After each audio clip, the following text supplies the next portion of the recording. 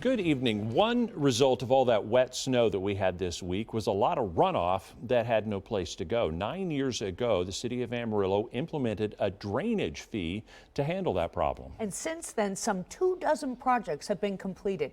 ABC 7's David Furtado sat down with the city manager to talk drainage.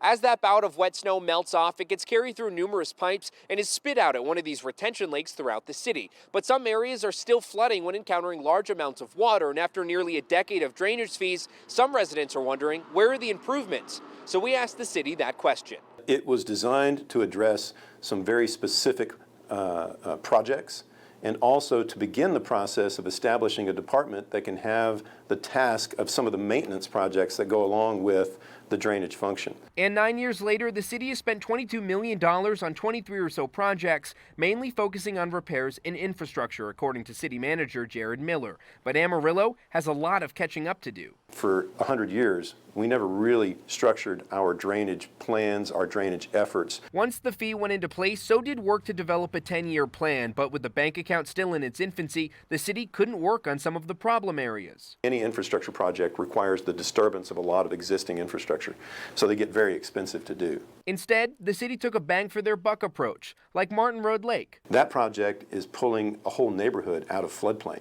Those fees also go to street sweeping efforts, which officials say cover downtown almost every day, the 100-plus square miles of city twice a year. But looking at a retention lake littered with trash, 6 sweepers aren't enough. But as we bring online more capacity through the drainage fees, we will be able to do a better job citywide on that. Miller says the biggest challenge to reaching peak service is resources. How long and how much resources do you think it'll take to get there? And could Amarillo get there?